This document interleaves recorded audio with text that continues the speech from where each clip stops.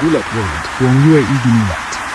Hindi lang basta player, kundi isang global phenomenon, ang ating Pinoy tennis queen na si Alex Ayala, ang opisyal na main attraction sa darating na Mubadala Abu Dhabi Open WTA 500. Mula sa mga skyscrapers ng Dubai hanggang sa Abu Dhabi, nakabandera na ang mukha ni Alex sa mga dambuhalang digital billboards. Isang karangalan na bihira nating makita sa kahit sinong tennis star sa mundo. Matapos ang madamdaming exit sa Philippine Open, libo-libong fans ang inaasahang bubuhos sa stadium para saksihan ang kanyang redemption arc. Ang kasikatan ni Alex ay wala ng kapantay, isang worldwide fever na nangingibabaw sa WTA Tour. Handa na ba si Alex na pantayan ang higanteng hype na ito at patumbahin ang mga world-class rivals sa gitna ng disyerto? Mula sa dambuhalang billboards hanggang sa tactical bounce-back plan ni Alex, hihimayin natin ang lahat sa videong ito. Huwag kukurap dahil ang Ayala Empire ay opisyal ng nasakop ang Middle East. Buong UAE ginulat. Hindi lang ito basta balita sa sports. Ito ay isang cultural takeover. Sa kasalukuyan, kung ikaw ay naglalakad sa mga lansangan ng Dubai o nagmamaneho sa kahabaan ng Sheikh Zayed Road sa Abu Dhabi, may isang mukha na hindi mo malalampasan. Ang ating Pinoy tennis queen, ang world number 49 na si Alexandra Ayala, ay opisyal ng naging mukha ng Mubadala Abu Dhabi Open, WTA 500. Sa isang hindi inaasahang kaganapan na nagpabilib sa tennis world, nakabandera na ang mukha ni Alex sa mga dambuhalang digital billboards sa mga sikat na skyscrapers ng United Arab Emirates. Ito ay isang antas ng promosyon na kadalasang nakareserba lamang para sa mga Hollywood stars o mga world champions gaya ni Nadal at Djokovic. Pero ngayon, isang 20 anyos na Pinay ang bida sa disyerto. Bakit si Alex Ayala ang naging main attraction? Habang nandoon ang mga pangalan ni Rybakina at Jabeur, ang impluensya ni Alex ay tinuturing na ngayong isang global phenomenon.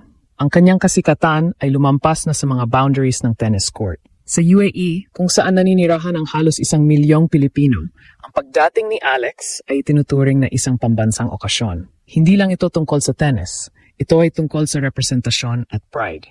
Ang tournament organizers ay hindi nagkamali, alam nilang ang bawat palo ni Alex ay susundan ng libo-libong mga tagahanga na handang punuin ang International Tennis Center sa Zayed Sports City.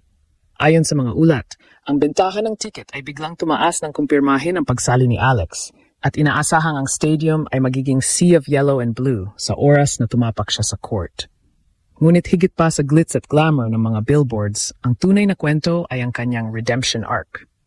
Matatandaan na sariwa pa ang sugat ng kanyang masakit na quarterfinals exit sa Philippine Open laban kay Camila Osorio. Marami ang nagtatanong, kaya ba niyang bumangon agad?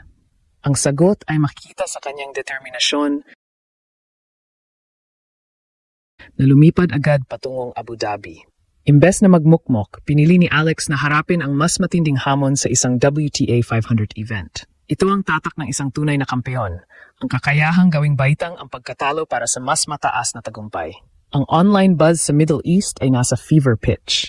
Ang mga digital platforms ay binabahan ng mga hashtags na TADELA in Abu Dhabi at Pinoy Pride. Ang mga OFW na hindi nakauwi ng Pilipinas para mapanood siya sa Maynila ay naghahanda na ngayon para sa isang epic support system. Ramdam ang kuryente sa bawat post at komento. Ang pananabik ay hindi mapigilan. Pero sa gitna ng lahat ng selebrasyong ito, naroon ang pressure. Paano haharapin ni Alex ang katotohanan na siya na ngayon ang main attraction? Paano niya bibitbitin ang bigat ng isang global phenomenon status? Habang tinitiyak na ang kanyang laro ay mananatiling top-tier laban sa mga world-class opponents. Ang UAE ay handa na, ang mga billboards ay nagniningning, at ang buong mundo ay nakatitok. Ito na ang pinakamalaking entablado sa buhay ni Alexandra Ayala. Hindi biro ang pressure na nararanasan ni Alex Ayala ngayon. Sa isang hindi naasahang revelasyon, ang ating Pinoy Pride ay opisyal na binigyan ng main draw wildcard para sa Mubadala Abu Dhabi Open, isang WTA 500 event. Ibig sabihin, hindi na niya kailangang dumaan sa qualifying rounds. Siya ay diretso na sa bakbakan laban sa mga elite players ng mundo. Pero ang tunay na usap-usapan ay ang kanyang main attraction status. Bakit ang isang 20 anyos na Pinay ang naging sentro ng mga dambuhalang digital billboards sa mga skyscrapers ng UAE? Dahil si Alex ay hindi na lang basta manlalaro, siya ay isang global phenomenon. Ang kanyang marketability at ang dambuhalang suporta ng mga Pilipino sa Middle East ang dahilan kung bakit siya ang kinatatakutan at inaabangan ng mga organizers. Ngunit bago ang lahat ng glitz, may malaking hamon, ang kanyang hamstring injury. Matatandaan na noong quarterfinals sa Maynila laban kay Camila Osorio, nakita ang bahagyang limitasyon sa galaw ni Alex. Sa ganitong level ng kompetisyon sa Abu Dhabi, kung saan ang surface ay mabilis na outdoor hard court, ang hamstring ay kailangang 100% bago ang opening day sa January 30 horse. Ayon sa mga ulat, sumailalim si Alex sa isang intensive recovery program, kombinasyon ng ice compression, physical therapy, at targeted mobility drills para matiyak na ang kanyang lateral movement ay hindi maapektuhan. Ang kanyang bounce back ay hindi lang mental, kundi isang pisikal na milagro na kailangang maganap sa loob lamang ng ilang araw. Hihimayin natin ang technical na aspeto. Sino-sino ang kanyang potensyal na makakalaban? Ang Abu Dhabi draw ay puno ng mga dambuhala. Ang defending champion na si Belinda Bencic, ang world number 5 na si Elena Rybakina, at ang dating world number 2 na si Paula Badosa. Paano lalaban ang isang Alex Ala laban sa mga higanteng ito? Ang susi ay ang kanyang laser-sharp forehand. Sa bilis ng court sa Zayed Sports City, ang bawat flat shot at topspin winner ni Alex ay magiging doble ang bagsik. Kailangan niyang gamitin ang kanyang lefty advantage para buksan ang court at pilitin ang mga kalaban na tumakbo. Isang taktika na ginamit niya noong tinalo niya ang mga top 10 players sa Miami Open noong 2025.